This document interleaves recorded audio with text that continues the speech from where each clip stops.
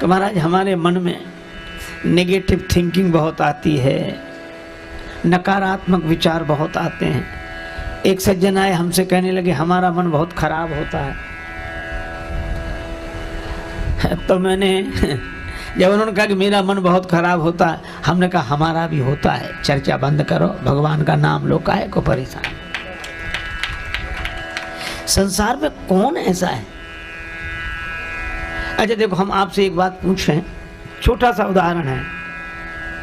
आदमी जब से युवक हुआ है तब से उसके दाढ़ी बाल निकलने शुरू हुए कि नहीं? है ना? है परेशानी कि नहीं? हर तीसरे चौथे दिन निकल आते हैं। तो आप ये भगवान से शिकायत करने गए कि प्रभु क्या झंझट दे दिया, हम तो बड़े परेशान हैं इनके मारे। अच्छा किसी महात्मा से उपाय पूछने गए कि हम क्या करें? आप करते क्या है? जैसे ही दाढ़ी बाल निकलने शुरू होते हैं अपना शस्त्र तैयार रखते हो, बनाकर ठीक कर लेगा, फिर जब निकलेंगे तब देखी जाएगी। तो ये कब तक दाढ़ी बाल बनाने? जिंदगी भर। मैं भी आपसे कहता हूँ कि जैसे दाढ़ी बाल निकलेंगे, ना भगवान से शिकायत करते हो ना महात्मा से शिकायत करते हो, बस बनाने के लिए तैयार रहते हो। तो जैसे तन में दाढ़ी बाल निकलने कभी बंद नहीं होंगे, इसी तरह मन में गुणों के साथ बुराइयां आनी बंद नहीं होंगी। न भगवान से शिकायत करो ना महात्मा से, काहे को उनका समय बर्बाद करते हो। आप तो अपना भजन ध्यान सत्संग का शस्त्र तैयार रखो, जैसे ही ये निकले तुरंत बना ले। लेकिन इसका मतलब नहीं कि आप एक बार बना लेंगे तो फिर नहीं निकलेगा, फिर निकलेंगे। तो कब तक मन को इसी तरह साधना से जोड़कर रखना है? कब तक? जब तक दाढ़ी बाल बनाना है, जीवन भर। तो मन को भी जीवन भर। इसलिए परेशान मत हो, ये तन की प्रकृति है और वो मन की प्रकृति है। कहते एक विधाता ही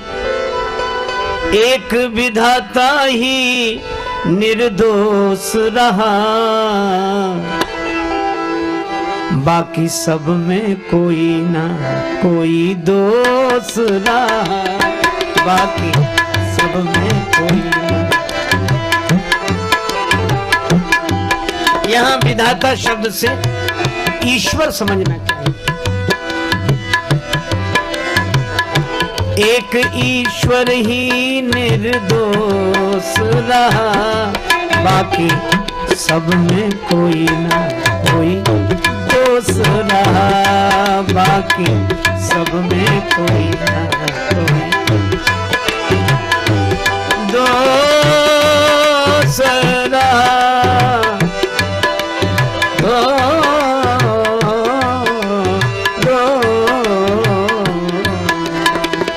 सब में कोई दोष रहा, बाकी सब में कोई ना।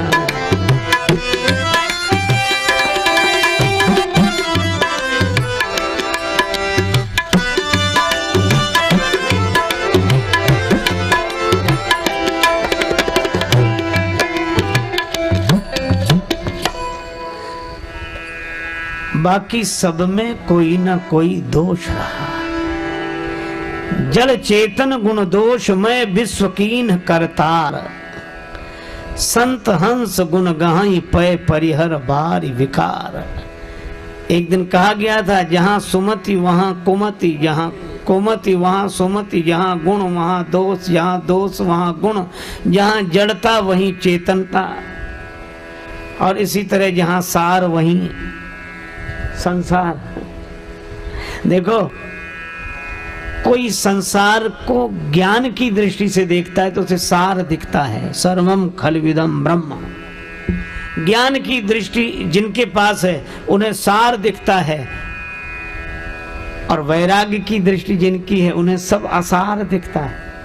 ज्ञान की दृष्टि जिनकी है उन्हें सब सार दिखता है, वैराग्य की दृष्टि जिनकी है उन्हें सब असार दिखता है, और जिनके पास ना ज्ञान की दृष्टि है ना वैराग्य की दृष्टि है उन्हें संसार दिखता है। ये तो है। तो गुण दोषमयी सृष्टि है ही। और बड़े सुंदर सुंदर उन्होंने उदाहरण दिए इस भजन में। वे कहते हैं, महाराज युधिष्ठिर जुआ खेल गए, और यहां तक कि दांव पे लगा दिया द्रौपदी जी को, और धर्मराज कहलाते हैं।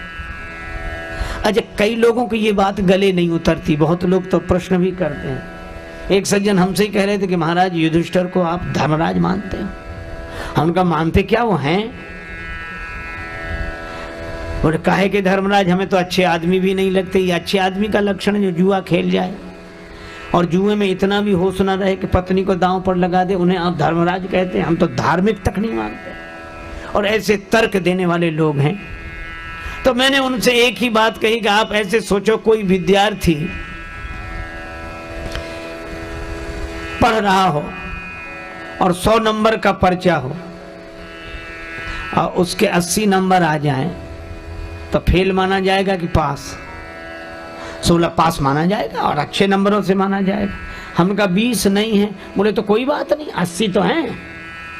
बोले हाँ, ये बात तो पास माना जाएगा। हमने कहा इसी तरह युधिष्ठिर जी तो धर्मराज हैं, वो 20 नंबर काट ले जितने में गड़बड़ी लगी हो तुम्हें। जो तुम्हें गलत लगता हो और जो गलत है तो उतने नंबर कम कर लो। मैं तो कहता हूं अवतार कोटि की विभूतियों को, महापुरुषों को भी जब देखो तो कुछ लोग हल्दी की गांठ पे पंसारी की दुकान खोलते हैं, एक दोष पर बाकी सब गुणों को नकार जाते हैं। यह गलत बात है। अरे आप उनके 20 नंबर कम देखो पर 80 तो देखो। इसी तरह मैं आपसे चर्चा कर रहा था कि मास्टर जी ने इस भजन में कहा कि युधिष्ठिर जी में भी दोष जुए था। महाराज भर्तहरि राज्य त्याग दिया, वन में विचरण करते थे, एकांत में रहकर वैराग राग रसिक हो गए, आत्मज्ञानी हो गए, भगवत भक्त हो गए, तपस्या में मन लग गया। चांदनी रात थी, जंगल का शांत वातावरण, अकेले भ्रमण कर रहे थे। एक चमकीली चीज रास्ते पे पड़ी हुई दिखाई दी, समझ लिया हीरा है। हाथ बढ़ाया उठाने के लिए, वो चमचम चमकता हुआ हीरा नहीं था, पान की पीक कोई थूक कर चला गया था। तो चांदनी रात में वैसी लग रही थी और जो बड़ी गिलानी हुई कि इतना सब छोड़ने के बाद भी हीरे का लालच।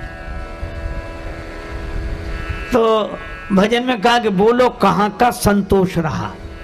फिर ये कहा बाकी सब में कोई ना कोई दोष रहा, लेकिन अंत में बड़ी अच्छी बात कही, मैंने भी आपको ये वचन सुनाए और सभी के दोष गिनाए, तो मैं भी कहाँ का निर्दोष रहा।